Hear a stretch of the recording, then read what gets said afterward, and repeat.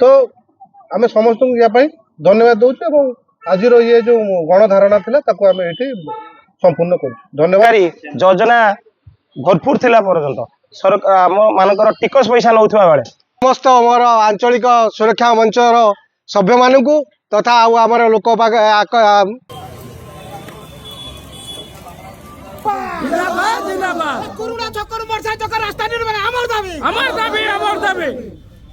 नमस्कार जय जगन्नाथ आउ गोटे छोटिया भिडियो को स्वागत जनाऊँ मो नना बर्तमान आप देखुए मुझे पहुँची कुरुड़ा छक आज सका 6टारू आरंभ कर आंचलिक सुरक्षा मंच तरफ गोटे रास्ता बंद डाकरा देते से प्रशासन को चिठी देते तो सीधा सड़क से कर्मकर्ता मान पाक जा से कौन पर रास्ता बंद कर प्रतिज्ञा नेवा से लक्ष्य कौन अच्छी से विषय में आम मुख्य मान संगे आलोचना करवा ये वार्ता करवा।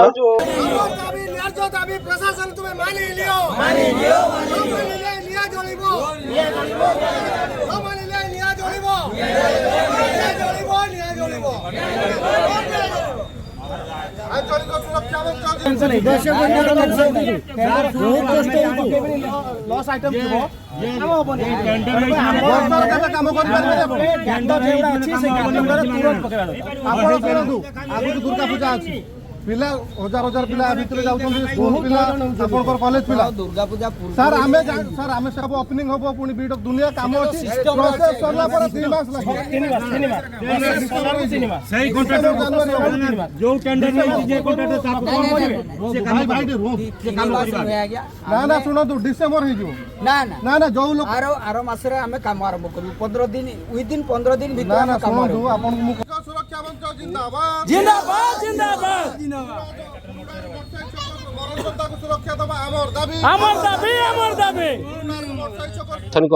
समस्त कर्णगत जन कौन यार प्रतिकार है ना जहाँफल आम सरकार को एभली नोटिस मध्यम एवं विगत समस्त जिलापाल महोदय को मुख्यमंत्री जो लिखित आकार जनईचु कौन यार कार्य है ना जहाँफल आज आंचलिक जिला तरफ आज ये आंदोलन आमर आज जदि कौन प्रकार सरकार मानि नियंती ताले एटा ब्रांच सेना मोरसाई कुरुड़ा छकरू दरकार पड़े ओटी रोड बाय एचपी बंद रहिबो दरकार पड़े आम आंचलिक आत्माहुति आम दवा बाध्य हेबु कारण आम आसीचु जो प्रकार रास्ता कौन प्रकार समाधान नहबा पर्यंत आज तरफ जो न हुए संध्या पर्यंत 3 दिन समय रखीचु तापर आम ओटी रोड बंद करूँ एनएच बंद करूँ दरकार पड़े आत्माहुति दवाई आम ये आंचलिक निष्पत्ति नहीं। जय जगन्नाथ।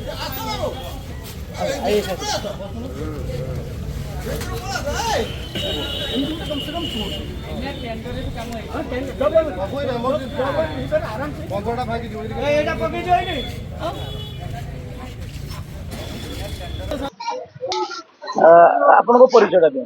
कमलोचन राउत आंचलिक सुरक्षा मंच आवाहक ये आप रास्ता आज रास्ता रास्ता बसवार आप लक्ष्य कौन अच्छी उद्देश्य कौन अच्छी रास्तार बसवा माने हूँ गोटे वर्ष धरिकी ए रास्ता पूरा खराब हो लोक मैंने जीवाई गोटे आम्बुलांस कहतु कि गोटे फायर गाड़ी कहतु जेकोसी गाड़ी गले भी असुविधार सम्मुखीन हो जो गाड़ी 10 मिनट पहुंचा कथा से गाड़ी 20 मिनट लगुच के गाड़ी की गोटे घंटे लगे बड़ा दुख परितापर विषय जे कॉलेज अच्छी स्कूल अच्छी विभिन्न प्रकार सरकारी योजना भरपूर थिला पर्यंत सरकार आम मानकर टिकस पैसा नौथुवा बेले किंतु रास्ता बारंबार लेखिकी देला परे मध्य विभिन्न संगठन लेखि देइचंती कौन प्रकार काम हो पारना से ये 40,000 रु एभव लोक डेली जाउचंती एठू पूरा लगी गोपालपुर पर्यंत यही रास्ता कनेक्टेड अच्छी सारेगा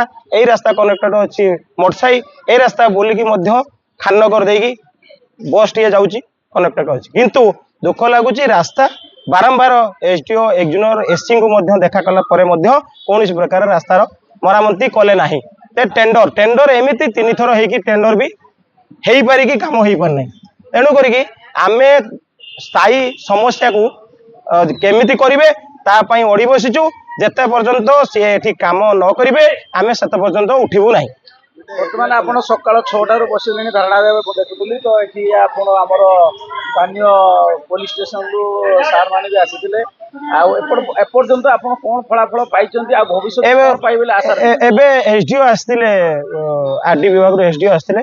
ସେ କହିଲେ ଯେ ଆମେ ମରମ ପକେଇ ଦଉ ବା ଅଳ୍ପ ଡଷ୍ଟ ପକେଇବୁ। ଆମେ ତା ପକେଇଲେ ବି ରାଜି ହବୁ, କିନ୍ତୁ ଲିଖିତ ଆକାରରେ ଦେଲା ପରେ ଆମେ ଯାଇକି ରାଜି ହବୁ। ଲିଖିତ ଆକାରରେ ନଦେଲେ ଆମେ କୌଣସି ପ୍ରକାର ଉଠିବାର ପ୍ରଶ୍ନ ଉଠୁନାହିଁ। ତେଣୁକରି ଲିଖିତ ଆକାରରେ ଯେତେ ଶୀଘ୍ର ଦେବେ ଆମକୁ, ଆମେ ସେତେ ଶୀଘ୍ର ଏ ଧାରଣା ବନ୍ଦ କରିବୁ। ଧନ୍ୟବାଦ। ଆପଣଙ୍କର ପରିଚୟଟା ଦିଅନ୍ତୁ। ମୋ ନାଁ ନିରଞ୍ଜନ ସେଠୀ, ମୁଁ ଆଞ୍ଚଳିକ ସୁରକ୍ଷା ମଞ୍ଚର ଗୋଟେ ସକ୍ରିୟ ସଭ୍ୟ।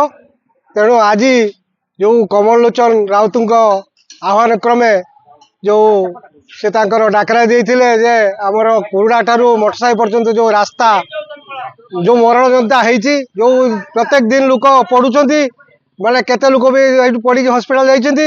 ଆଉ ତାର ସୁରକ୍ଷା ପାଇଁ, ତାର ମରାମତି କାମ ଇଏ ପାଇଁ ଆମେ ଆଜି ସକାଳ 6ଟା ପାଖରୁ ଧରଣାରେ ବସିଥିଲୁ।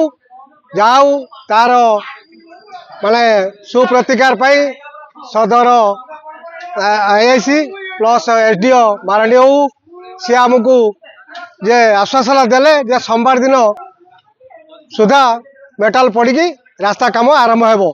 ତେଣୁ ଆଜି ଯେଉଁ ଲୋକମାନଙ୍କର ଯେଉଁ ଅସୁବିଧା ହେଲା, ଲୋକମାନେ ଯେଉଁ ଅସୁବିଧା ଭୋଗ କଲେ ଆମେ ବନ୍ଦ କରିଥିବାରୁ ଯେ ଆମେ ତାଙ୍କରି ସୁବିଧା ପାଇଁ କରିଛୁ। ସେମାନେ ଆମକୁ ବହୁତ ବି ଗାଳି ଦେଇଛନ୍ତି ଯେ ଆମେ ତମେ ଆଗରୁ କହିଲଣି ଏ କଲଣି, କିନ୍ତୁ ଯାହା ବି ହଉ ଆମେ ଆଜି ସମସ୍ତଙ୍କ ଭଲ ପାଇଁ କରିଥିଲୁ।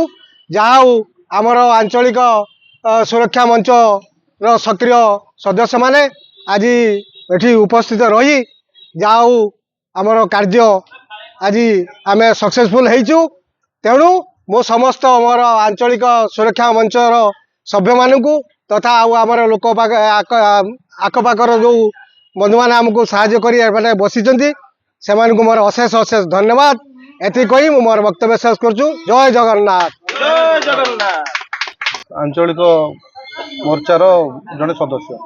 ଏଠି ଯେ ଆଜି ବସିଥିଲେ ବର୍ତ୍ତମାନ କଣ ସିଦ୍ଧାନ୍ତ ହେଲା ଆଉ କୋଉ ସିଦ୍ଧାନ୍ତରେ ଆପଣ ଉପନୀତ ହେଲେ? ବର୍ତ୍ତମାନ ଏଠି ଆମର ଲୋକାଲ ସଦର ଥାନାର ଆଇଆଇସି ଏବଂ ଆମର ଆରଡିର ଯେଉଁ ଏସଡିଓ ଅଛନ୍ତି ମାରାଣ୍ଡି ବାବୁ, ସିଏ ଆସିଲେ ଏବଂ ଆମକୁ ସମସ୍ତଙ୍କୁ ପୂର୍ଣ୍ଣ ମାତ୍ରାରେ ପ୍ରତିଶ୍ରୁତି ଦେଲେ ଯେ ସୋମବାର ପାଖରୁ ଆମର ଯେଉଁ କୁରୁଡାରୁ ଯେଉଁ ରହିଛି ମଠସାହି ପର୍ଯ୍ୟନ୍ତ ଯେଉଁ ରାସ୍ତା ଯେଉଁ ମରଣ ଯନ୍ତା ପାଲଟିଛି, ତାର ଯେଉଁ କେମିତି ପୁନରୁଦ୍ଧାର ହେବ ଏବଂ ମେଟେରିଆଲ୍ସ ପଡ଼ିବ, କାମ ଷ୍ଟାର୍ଟ ହେବ ସୋମବାର। ପ୍ରତିଶ୍ରୁତି ଦେଲେ ଯେ ସୋମବାରଠୁ କାର୍ଯ୍ୟ ଆରମ୍ଭ ହେବ ଏବଂ ଯେଉଁ ଟେଣ୍ଡର ପ୍ରୋସେସ ହେଇଛି, ସେ ଟେଣ୍ଡର ପ୍ରୋସେସ ତାଙ୍କର ଯେଉଁ ଅଛି ଲାଷ୍ଟ ଡିକ୍ଲାରେସନ ଡେଟ୍ରୁ ସେ 15 ଦିନ ଭିତରେ କାମ ଆରମ୍ଭ କରିବେ ଏବଂ ଯେଉଁ ଆମକୁ ପ୍ରତିଶ୍ରୁତି ଦେଲେ ଯେଉଁ ରାସ୍ତାର ମରାମତି, ସେ ଆସନ୍ତା ସୋମବାରଠାରୁ 7 ଦିନ ଭିତରେ କମ୍ପ୍ଲିଟ୍ କରିବେ। ଆଉ ଟେଣ୍ଡର ଯେଉଁ ପ୍ରୋସେସ ରହିଛି, ଯେବେ ଟେଣ୍ଡର ଓପନିଂ ହେବ ତାର 15 ଦିନ ଭିତରେ କାର୍ଯ୍ୟସୂଚୀ ଆରମ୍ଭ ହେବ ଏବଂ ତାଙ୍କୁ ଆମେ ଜିଲ୍ଲା ପ୍ରଶାସନକୁ ଅନେକ ଅନେକ ଧନ୍ୟବାଦ ଦେଉଛୁ ଏବଂ ଆମର ଲୋକାଲ ଯେଉଁମାନେ ଭାଇମାନେ ଆମକୁ ସହଯୋଗ କରୁଛନ୍ତି, ସମସ୍ତ ପଞ୍ଚାୟତର ଅଧୀନ ଅଧିବାସୀମାନେ ଏବଂ ଆମର ଯୁବକ ସାଥୀମାନେ, ବନ୍ଧୁମାନେ,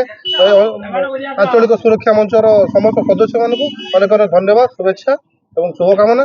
ଯେ ଇଏ ଗୋଟେ ଅନେକ ଦିନର ଲୋକମାନଙ୍କର ଯେଉଁ ଅସୁବିଧା ଥିଲା, କଲେଜ ହଉ, ଏଠି ସ୍କୁଲ ହଉ, ଆପଣଙ୍କର ଏବିଏ କଲେଜ ହଉ, ଯେଉଁ ଆମର ଅସୁବିଧା ଥିଲା ଅଞ୍ଚଳର, ତାର ମାନେ ପୂରଣ ହେବାକୁ ଯାଉଛି। ତ ଆମେ ସମସ୍ତଙ୍କୁ ୟା ପାଇଁ ଧନ୍ୟବାଦ ଦେଉଛୁ ଏବଂ ଆଜିର ଇଏ ଯେଉଁ ଗଣଧାରଣା ଥିଲା ତାକୁ ଆମେ ଏଠି ସମ୍ପୂର୍ଣ୍ଣ କରୁଛୁ। ଧନ୍ୟବାଦ। ଜୟ ଜଗନ୍ନାଥ। ଜୟ ଜଗନ୍ନାଥ। ଜୟ ଜଗନ୍ନାଥ। ଜୟ ଜଗନ୍ନାଥ।